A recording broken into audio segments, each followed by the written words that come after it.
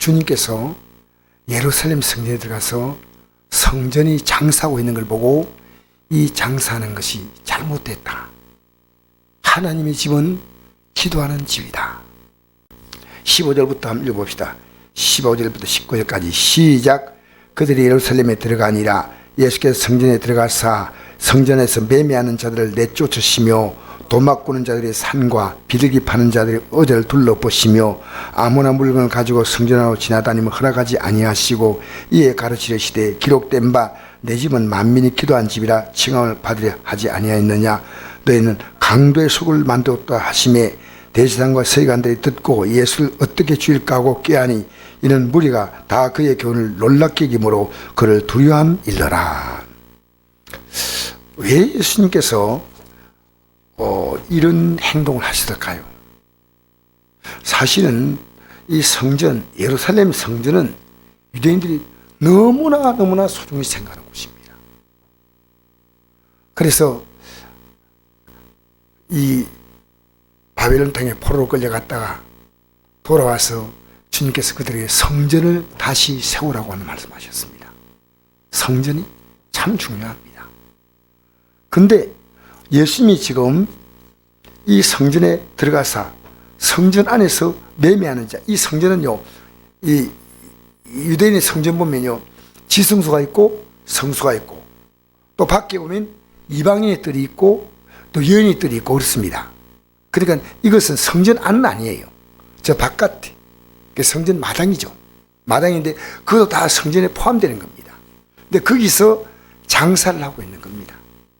그런데 예수님께서 그들에게 말씀하기를 이 매매하는 자를 내쫓는다. 이 매매, 이제 양과 소와 비둘기 같은 재물을 하나님께 드릴 때 그 재물을 이제 멀리서 갖고 오니까 사실은 번거롭기도 하지만 무엇보다도 성전에서 그 재물을 검사하는 것이 뭐냐면 레인들이 합니다.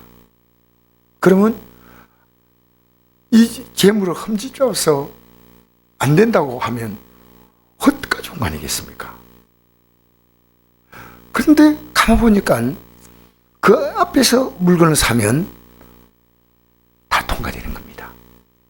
그러니까 멀리서 그 소나 양이나 비둘기를 가져와가지고 재물 드린 것이 얼마나 귀찮습니까? 얼씨구나 하고 그 앞에서 매매하는 사람들은요, 재상 그룹과 서로의 이해관계를 갖고 있는 겁니다. 그렇죠? 그렇게 장사하는 사람들 소리가 막 나니까 좀 예배당이 시끌시끌한 거죠. 우리 교회 마당 앞에서 뭐 그런 일이 있다. 그러니까 매매하는 자를 내쫓으시며 돈 바꾸는 자는, 이 돈은 뭐냐면 그 전에 성전에서 그냥 성전 들어오면 성전세를 받습니다. 돈을 성전세를 받아요. 받는데 그냥 통용하는 돈을 받으면 되는데 요걸 또 돈을 성전에 쓰는 돈은 또 따로 만들었어요. 그래 요걸로 또 바꿔야 돼. 바꾸면 뭐 예를 들어서 뭐 1,000원을 가지고 바꾼다 하면 한 900원 주고 100원은 자기들이 이제 그 환전비로 하는 겁니다. 이런 식으로 굉장히 복잡하게 만들어 버렸습니다. 예수님께서 성전에 매매한 자를 내쫓으시며 돈 바꾸는 자의 상과 비둘기 반자의 의자를 둘러보시며 아무나 물건을 가지고 성전으로 지나다니면 허락하지 아니하시고 말씀하셨습니다. 내 집은 만민이 기도한 집이라 칭함을 받지 아니하느냐. 너희는 강도의 속을 받는다. 우리의 신앙이 무너지면요, 예배가 무너지면 신앙이 무너지는 겁니다. 그러니까 이 성전에 들어오는데 앞에서 장사하는 사람, 돈 바꾸는 사람 소리 들리는데 여기가 제대로 예배가 드려지겠습니까? 그리고 성전은 내 집, 만민이 기도하는 집이라 분명히 말했습니다. 그런데 바로 이 사건이 있기 전에 바로 어떤 사건이 있었냐면요, 예수님께서 예루살렘 성을 들어오는데 뭐 시장하셨습니다. 시장하셔가지고 멀리서 잎사이가 있는 무화과나무를 보시니까 그 나무에 무엇이 있을까 하여 가셨더니 가서 보신즉 잎사귀 외에는 아무것도 없더라 그랬습니다. 그 무화과 나무는 잎이 굉장히 큽니다. 그러니까 밖으로 볼 때는 대단히 뭔가 있는 것처럼 보이는데, 근데 기록에 보니까 우리나라 무화과나무는 작지만 원래 그 유대인들의 그 땅에 있는 유대인 그 무화과나무는요, 이 둘레가 1m, 나무 둘레가 이렇게 이렇고, 그 다음에 높이가 한 6m, 크죠? 그 다음에 폭이 8m에서 10m, 엄청난 거죠.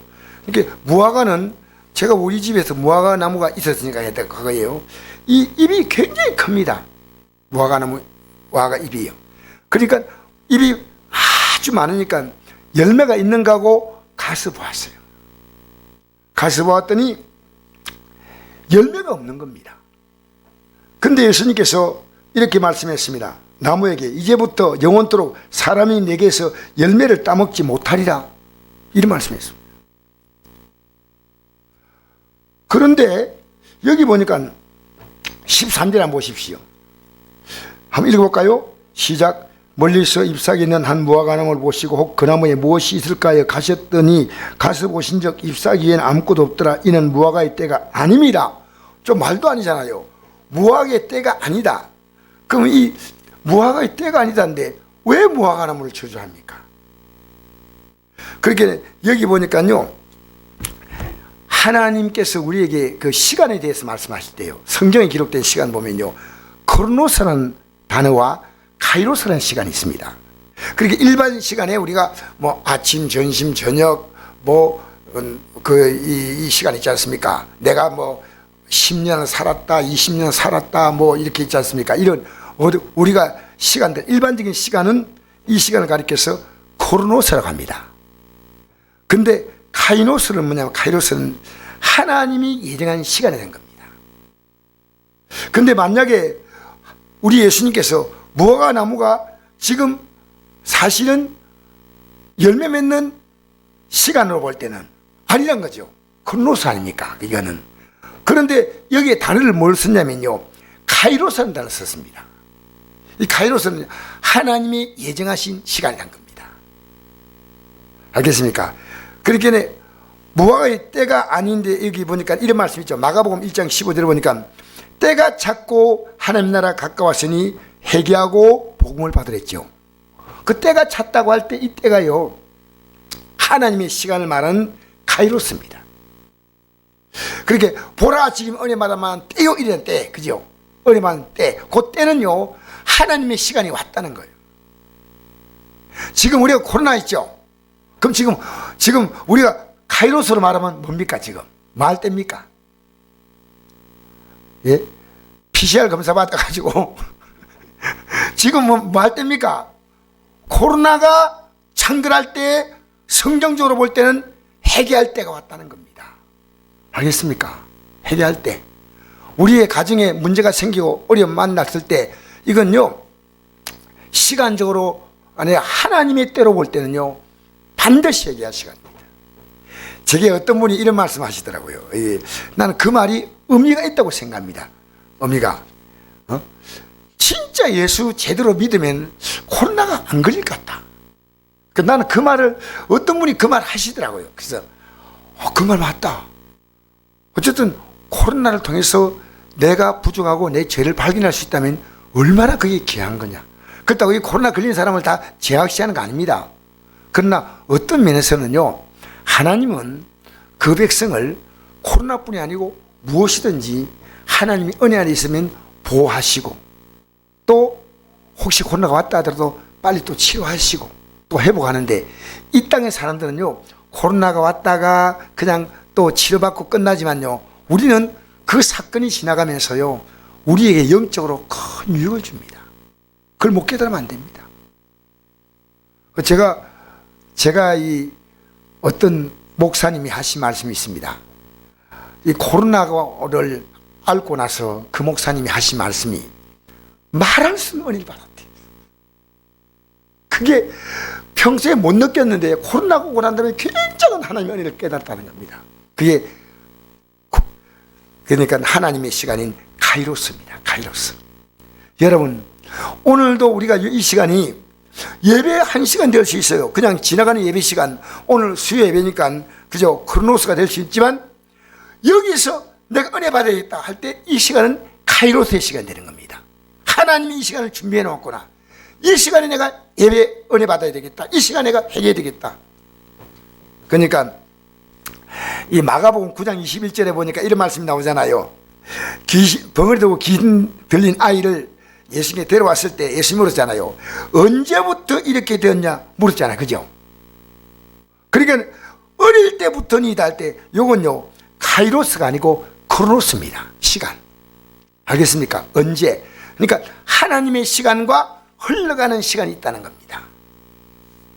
여러분, 여기에 오늘 무화과 나무가 아무 생명의 하나님이신 그분이 왜 무화과 나무를 저주하겠습니까? 이거 무화과 나무는요 지금 곧 들어갈 그 성전을 상징합니다. 그죠? 무화과 나무가 뭐의 상징입니까? 무화과 나무가 상징 아닙니까? 잘 몰라요? 이스라엘을 상징하고, 그죠? 무화과 나무가 예루살렘 성전도 상징합니다. 상징합니다. 그렇게 우리의 영적 생활을 상징하는 것이 이 무화과 나무입니다. 근데 잎이 무성한데 열매가 없으면 안 된다는 것을 하나님은 경고하시는 겁니다. 아시겠습니까? 여러분, 이 성전이 여기서 말씀이 선포되고 할 때 은혜 받고 회개하고 하면 얼마나 놀라운 장소입니까? 무화과 나무는요 열매를 그렇게 많이 맺는다 그래요. 그래서 지나가는 사람들이요 이 무화과 나무는요 아무나 따먹어도 이거 안 괜찮아요. 이 무화과 나무 주인이 있지만은 가난한 자를 위한 식사라고 해요. 식사. 그러니까 따먹고 또 따먹고 해도 무화과 나무는요 1년에 많이 나는 무화과 나무는요 1년에 3차례 나요. 3차례. 6월달, 8월달, 12월달. 또 적게 나는 무화과 나무는요 1년에 2차례 난다는 거예요. 보통 나무가 좀 다르잖아요. 그러게 뭐 열매가 풍성한 거예요. 무화과 나무는요 우리의 신앙생활은요 1년에 2차례 3차례가 아닙니다. 하나님의 은혜는 언제나 있습니다. 언제나 있습니다. 오늘 이 예배도 있기 때문에 모인 겁니다. 만약 없다면 우리가 모일 이유가 없다는 거예요. 오늘 여러분 예배당 나올 때마다 기대하고 나오십시오. 오늘 은혜 받겠다. 할렐루야. 오늘 하나님이 내게 주시는 그 놀라운 시간 속에서 내가 그냥 크로노스 흘러가는 시간의 예배가 아니라 카이로스, 하나님이 나를 만나는 시간이다. 하나님이 나를 만나는 시간이다. 여러분, 그래서 여기에 열매를 따먹지 못한다는 말은요 무화과는 끝이라는 거죠. 또 반대로 말하면 뭡니까? 지금 이 무화과 나무 열매 얘기하고 난 다음에 들어갔다가 성년 들어갔다 나오잖아요. 그죠? 나오고 난 다음에 어떤 결과가 있는가 보세요. 2절부터 읽어봅시다. 2절부터 시작. 그들이 아침에 지나갈 때 무화과 나무가 뿌리채 마른 걸 보고 베드로가 생각이 나서 여짜오되 랍비여 보소서 저주하신 무화과 나무가 말랐나이다. 예수께서 그들에게 대답하여 이르시되 하나님을 믿으라.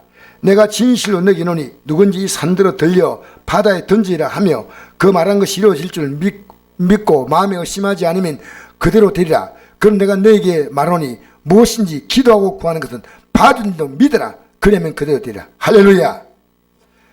지금요 어떤 시간이냐, 이 무화과 나무가 저주받아 말라버렸어. 그럼 뭐예요? 이 신앙 가지고 있으면 망한다는 겁니다. 그래서 이건 안 된다. 그러니까 지금 회개하라는 겁니다. 회개하고 기도하라는 겁니다. 전 이 뒤에 내용 보면서요 진실력이 누구니 이 산들어 들려 바다에 던져지라. 그렇게 유대인들의 랍비는요 문제를 잘 해결한 랍비를 가리켜서 산을 옮기는, 바다로 던지는 그런 사람이다 이렇게 말하거든요. 굉장히 지혜롭다는 거죠. 그러면 우리가 살아가는 인생의 문제를요 하나님이 주시는 이 지혜가 뭐냐? 예? 기도입니다. 기도로요 산 같은 문제가 해결되는 거예요. 옮겨지는 겁니다. 그러니까 우리가요 이 회개가 있다면 있는데 없다면 안 된다는 겁니다. 오늘 교회는요 모여서 이 회개가 없는데 입사하면 무성한 것이 회개해야 되지 않습니까?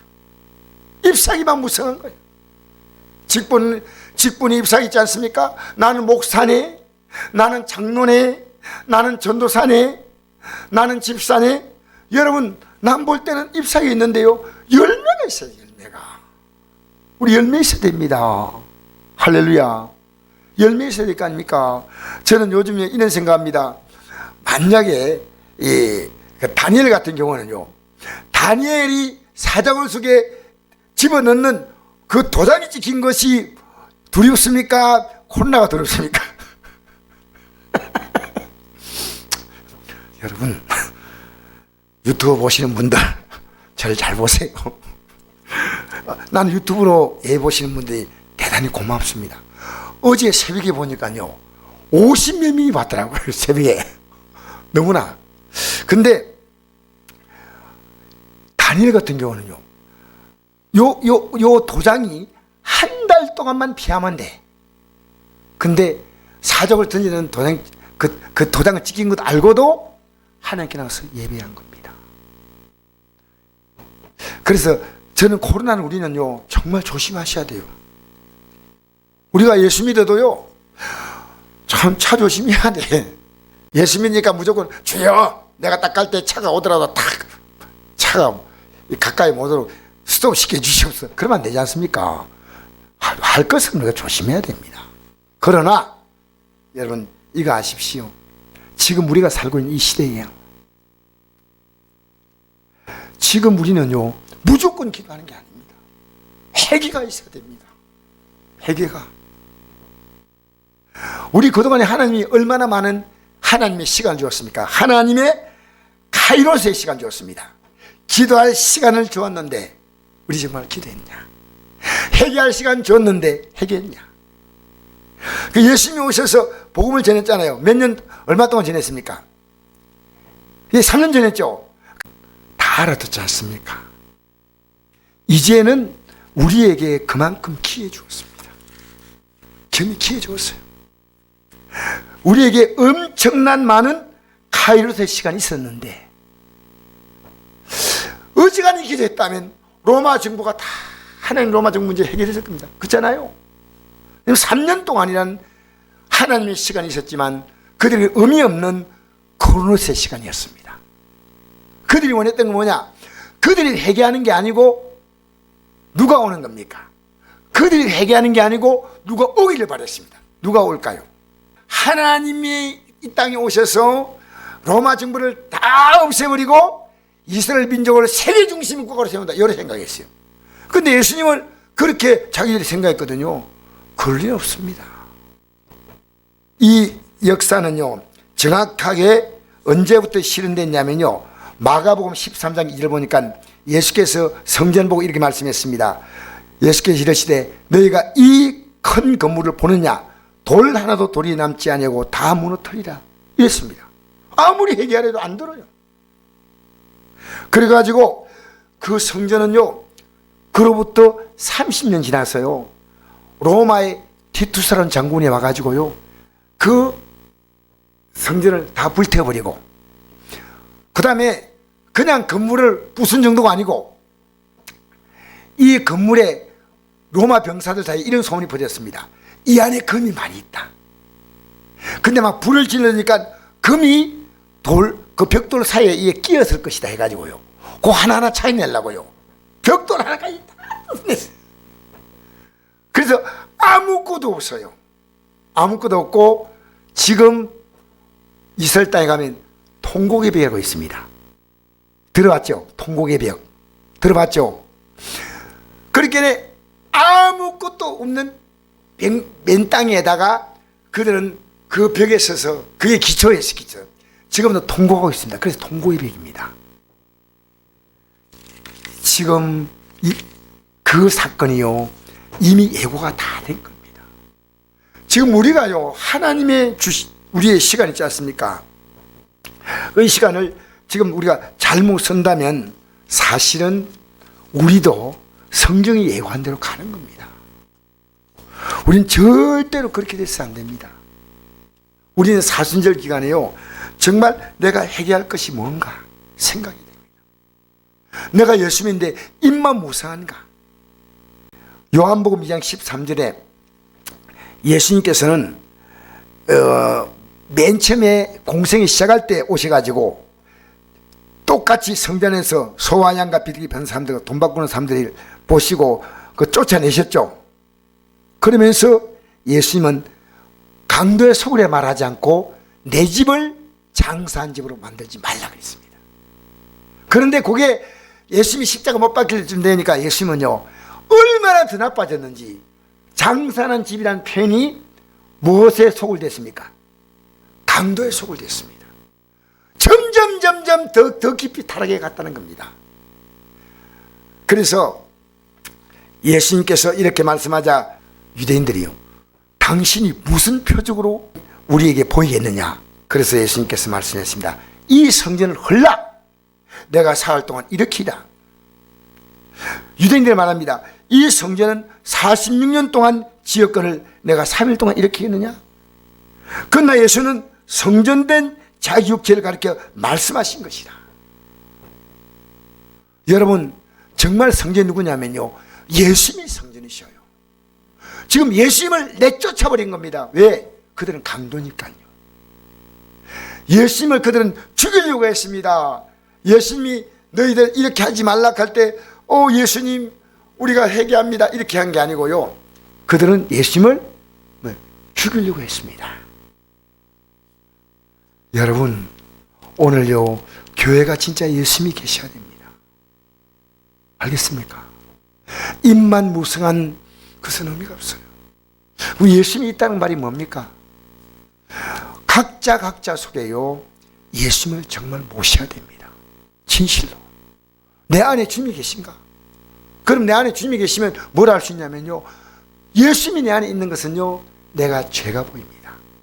그러니까 요한일서 1장 5절 이하에 보면 우리의 사귐은 그 아들 예수도 함께함이라. 만약 죄 없다고 말하면 우리가 하나님을 거짓말하는 줄 만드는 거다. 근데 우리가 만약 우리 죄를 자백하면 그는 미쁘시고로서 우리 죄를 사하시며 모든 불의의 소리를 깨끗하게 하신다. 즉 예수님을 모시고 사는 사람은 회개합니다. 그러니까 갈라디아 2장 6절에 이런 말씀 있죠. 내가 그리스도와 함께 십자가에 못 박혔나니 근데 내가 사는 것이 아니요 내 안에 그렇게 사신 것이다. 이제 내가 육체 가운데 사는 것은 나를 사랑하사 나를 위하여 자기 자신을 버리신 하나님 아들을 믿는 믿음 안에 사는 것이다. 이 고백이 사도 바울이 고린도서 15장 31절에 내가 잘할 것이다, 날마다 죽는다는 고백했습니다. 바울의 고백은 뭡니까? 날마다 회개한다는 고백입니다. 그들 아무리 성전이 문제가 돼도요 전혀 안타까움이 없어요. 왜냐하면 그 성전보다 더 중요한 것은 저희들의 심령 성전은 이미 다 무너져 버렸습니다. 고린도서 3장 16절에 읽어드릴까요? 너희가 하나님의 성전인 것과 하나님의 성령이 내 안에 계신 것을 알지 못하냐? 누군지 하나님의 성전을 더럽히면 하나님이 그 사람을 멸하시라. 하나님의 성전은 거룩하니 너희도 그러하니라. 할렐루야. 우리가 뭐라고요? 성전이에요. 근데 세상이 다 세상 담고 사는 거예요. 여러분, 우리가 성전이면요 언제나 우리 안에서 뭐가 나옵니까? 거룩함이 나와요. 거룩함이 나와요. 이 사람이 기도하면 무엇인지 원하는 대로 구하면 이루어진다는 겁니다. 이 기도입니다. 성전의 기능이 회복돼야 교회는 기도하는 집이요, 나 자신도 기도하는 사람이요 회복되면요 우리의 삶이요 모든 게 다 회복됩니다. 할렐루야. 할렐루야. 이 사순절 기간이 고난주간이요 진실로 내가 내 삶에 열매가 있는가? 그 우리 열매의 가장 대표적인 열매 뭡니까? 무슨 열매? 사랑 열매죠, 그죠? 성령의 열매 가운데, 그죠? 그러니까 우리 한번 읽어봅시다. 25절 읽어봅시다. 서서 기도할 때 아무에게나 협약했거든 용서하라. 그래야 하늘에 계신 너희 아버지께서도 너희 허물을 사하여 주시라. 왜 이 말을 했을까요? 유대인들은요 그 성전에 모이면요 서로 바리새파와 사두개파가요 어떻게 나누냐면요 예수님의 부활이 있다 없다로 나눠지고 서로 미워하는 겁니다. 우리 살아가면서요 제일 힘든 게 뭔지 압니까? 용서해 주는 겁니다. 멀리서 아니가 내 가족에서부터 시작했어. 그래서 기도할 때 뭘 하라고요? 용서하라. 그리하여 하나님 계신 내 아버지께서 너희 허물을 사하여 주시리. 할렐루야. 25절 다시 한번 읽을까요? 시작. 서서 기도할 때 아무에게나 협약했거든 용서하라. 그리하여 하나님 계신 너희 아버지께서 너희 허물을 사하여 주시라. 보세요. 너희들의 죄를 무화과나무, 열매 있는 무화과나무 같은 내 죄를 해결하고, 그죠? 내가 하나님께. 그 다음에 너희들에게 잘못한 사람이 있다면 그를 사랑으로 용서해 주라는 겁니다. 여기에 기도 응답에 놀라운 원리가 있습니다. 오늘 우리는요, 정말 내게 준 직분도 있습니다. 내게 준 사명도 있습니다. 내가 그동안 믿음 생활했던 영적인 많은 지식이 있습니다. 이게 입만 무화과나무 열매이려면요, 입이 있어야 돼. 입이. 왜냐하면 입이 왜 있냐면 입에서 영양을 다 빨아들이는 거예요. 그러면 영양을 빨아들이면요, 열매를 맺어야 되는데 아무 열매가 없는 겁니다. 오늘 우리 저녁에요, 기도하면서요, 내가 과연 하나님이 내게 준 그 많은 시간들, 하나님이 주신 기도할 시간들, 성경 읽을 수 있는 시간들, 주 앞에 몸과 삶을 드릴 수 있는 그 시간들을 우리는 어떻게 쓰느냐 잘 생각해 보시고요.